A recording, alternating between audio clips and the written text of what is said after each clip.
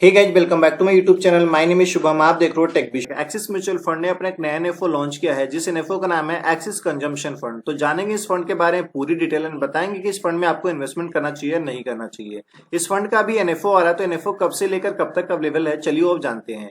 इस फंड को लेकर आया एक्सिस म्यूचुअल फंड। इस फंड में अगर कुछ भी पैसे इन्वेस्टमेंट करना चाहते हो ड्यूरिंग द एनएफओ, तो 23 अगस्त 2024 से लेकर 6 सितंबर 2024 के बीच में आप कुछ भी पैसा इन्वेस्टमेंट कर देना, आपको इस फंड का एक एनएबी आपको 10 रुपीज में मिल जाएगा। तो चलिए जानते हैं इस फंड के बारे में कंप्लीट डिटेल। उससे पहले बता दूं कि अगर आप चैनल पे नए हो तो चैनल को सब्सक्राइब करके बगल के बेल आइकन को जरूर दबा लेना, क्योंकि इस चैनल पे हम आपके लिए पर्सनल फाइनेंस, बैंकिंग और म्यूचुअल फंड से रिलेटेड वीडियो लेकर आते रहते हैं। तो चलिए जानते हैं इस फंड के बारे में पूरी डिटेल। इस फंड का जैसे कि नाम ही है एक्सिस कंजम्पशन फंड, तो आप इस फंड में जो भी पैसे इन्वेस्टमेंट करोगे, आपका जो पैसा है उन सारी कंपनीज में इन्वेस्टमेंट होगा जिन कंपनीज के प्रोडक्ट इंडिया के लोग ज्यादातर कंज्यूम करते हैं। तो इसी तरीके से इस फंड का जो बेसिकली जो बेंचमार्क है वो है Nifty India consumption total return index.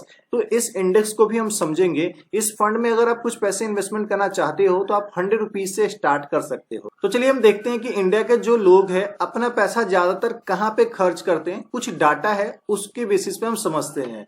India witnessed a 300 rise in SUV sales in last 10 year. India is the world third largest automobile market and the largest manufacture of three wheeler passenger vehicle and tractor. In 2023, India became the world's second largest manufacturer of mobile phone with production reaching $49.16 billion in 2024. Domestic air passenger in India increased by 161% in last 10 years. In 2023, sales of smart inverter AC rise the 77% up from 27 in 2027. Electronic export grew by 25.8% in April 2024, aiming for 24.45 lakh crore in manufacture by financial year 2026 and 56.5 times growth in quick commerce since 2019। ये है कुछ data जहां पे India के लोग जो है अपना ज्यादातर जो पैसा है वो स्पेंड करते हैं। अगर कंज्यूमर मार्केट के ग्रोथ रेट को भी देखा जाए तो 7.2% के ग्रोथ रेट से इंडिया का जो कंज्यूमर मार्केट है वो इंक्रीज हो रहा है। तो दैट मीन्स कि इस टाइप के जो फंड में अगर हम कुछ पैसे इन्वेस्टमेंट करेंगे तो इसका फ्यूचर जो है वो ब्राइट होने वाला है। तो चलिए देखते हैं कि जो इस फंड का जो बेसिकली जो बेंचमार्क है वो है Nifty India consumption total return index. उसको हम कंपेयर करते हैं निफ्टी 500 से और देखते हैं कि सबसे अच्छा रिटर्न लास्ट के कुछ ईयर में कौन दिया है। तो जैसे कि आप देख पा रहे होंगे, हमने टोटल के टोटल 10 साल का डाटा आपके स्क्रीन पर लाकर रख दिया है, जहां पे हमने कंपेयर करा है Nifty India consumption total return index को और निफ्टी 500 को।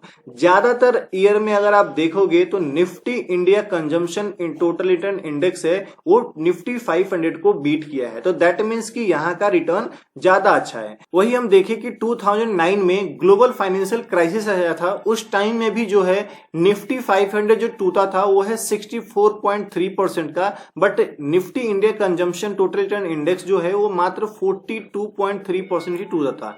रिसेंट अगर कोविड टाइम की भी रिपोर्ट देखें 2020 का, तो वहां पे भी निफ्टी 500 जो डाउन हुआ था वो है 38.3% का, बट निफ्टी इंडिया कंजम्पशन जो फंड है वो है 32.4% ही डाउन हुआ था। तो यहाँ पे आपका सिंपल सा एक क्वेश्चन होगा, क्या हमें इस फंड में पैसा इन्वेस्टमेंट करना चाहिए या नहीं करना चाहिए? अगर हम इन्वेस्टमेंट करते हैं तो कितने टाइम के लिए हमें वेट करना चाहिए? तो इस फंड को लेकर मेरा क्या ओपिनियन है, चलिए हम आपको बताते हैं।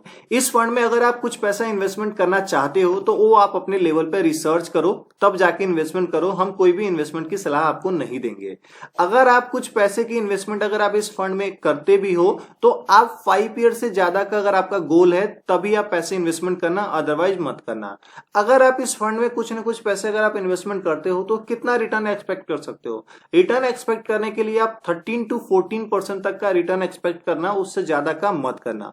बाकी कैसी लगी वीडियो कमेंट करके जरूर बताना। वीडियो अच्छा लगा वीडियो को लाइक कीजिएगा, चैनल पर नया हो तो चैनल को सब्सक्राइब करके बगल के बेल आइकन को जरूर दबाना, क्योंकि इस चैनल पे हम आपके लिए पर्सनल फाइनेंस, बैंकिंग और म्यूचुअल फंड से related video back to back लेकर आते हैं। मिलेंगे इस तरह की नेक्स्ट वीडियो में, तब तक के लिए धन्यवाद। Stay safe, take care.